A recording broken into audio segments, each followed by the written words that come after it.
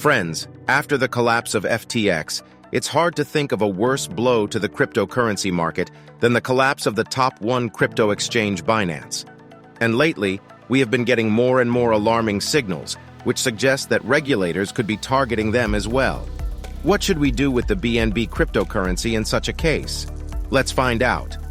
Today, I want to tell you the opinion of the author of the Altcoin Daily channel, who stated that he actually sold his BNB. It's an interesting viewpoint on what's going on around Binance and the future of BNB. So I decided to discuss it with you. Let's start with what moved our hero. Why did he make such a decision? The last straw was the new FUD around Binance, which is spreading online with a pitch from Forbes. Their material argues that the data on the dispatch of funds on the Binance exchange in the past year shows similar processes that took place before the collapse of FTX. Recall that Changpeng Zhao was directly involved in the destruction of its main competitor. Maybe we still do not know anything about how Curly Sem stole his client's money. The piece explains what exactly Binance did and why it might have been a threat to the exchange's customers. We are talking about the amount of $1.8 billion in USDC stablecoins, which was reissued on its own network under the guise of a wrapped token and sent to the hedge fund. The exchange provided financial support for the fund, actually at the expense of customers' money, because they took that USDC from users' wallets, and if that money disappeared, they would have to get it somewhere and close the hole, provisionally. Moreover, this investigation points to the fact that at some point, the obligations of the exchange to the customers did not have 100% security, which is always Peng Zhao likes to brag about. Agree that all this does not look the best way, although we have an official response from the exchange. In the comments to the publication, a representative of Binance explained that Forbes journalists have made the wrong conclusions. They counted the withdrawal of funds from the site, the usual internal movement of tokens in the wallets of the exchange itself, which are held regularly for the safety of funds.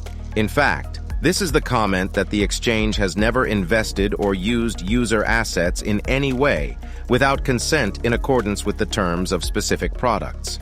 Binance holds all of its customers' assets in separate accounts that are identified separately from any accounts used to hold assets belonging to Binance. This looks convincing.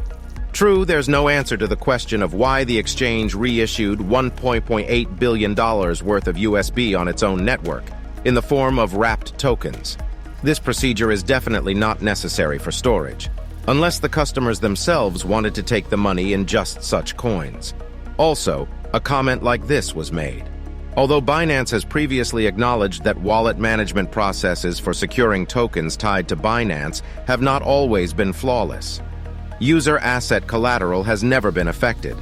In other words, all is well. Although we have done some questionable things in the past, but customers' money was not at risk. This is, by the way, an interesting caveat, which we will come back to later. Also commented on this story personally Changpeng Zhao. He said that he was reluctant to take the time to study another attack on the stock exchange by Forbes. This is indeed not their first attempt to unblock Binance, and lately they are happening more and more often. Journalists were referring to old transactions of exchange users in blockchain, hence their erroneous conclusions. CZ also traditionally added that all funds are safe, and every exchange user can check this simply by making a withdrawal at any time. I want to pay your attention that we have Telegram channel, where we also publish the latest news. Subscribe to Cryptocurrency and Telegram at the link below the video.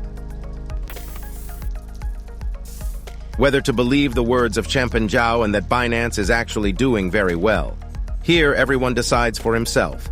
But if we are honest, neither he nor Binance has ever been caught with his hand in shady and not quite legal affairs. On the other hand, it also does not mean that all will be well in the future.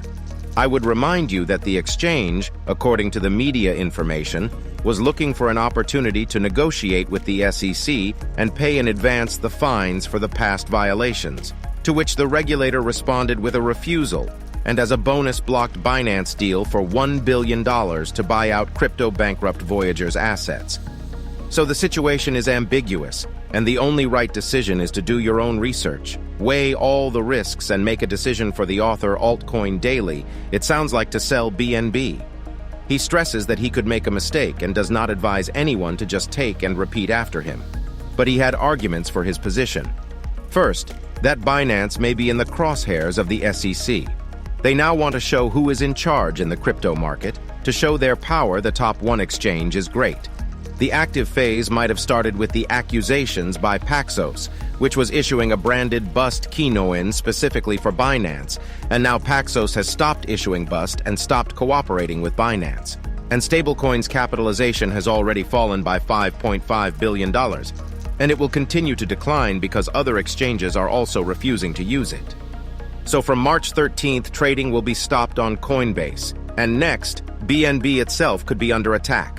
According to the SEC current vision of cryptocurrencies, it costs them nothing to call a token a security. Why haven't they filed such a charge yet? Perhaps there are problems with SEC jurisdiction for something like this, but that doesn't mean we won't see it in the future, because the attacks on BNB started back last year. You can watch a video like this with host and crypto investor Kevin O'Leary, where he says that BNB is unsecured, that it has a huge capitalization of tens of billions of dollars, and that most of the tokens are concentrated in a few addresses. You can see it for yourself, the distribution of BNB by wallets. And also notice that 13% of Binance reserves at $8 billion out of $60 is in BNB. So the theory is that a good strike of the regulators at BNB can knock the ground out from under Binance.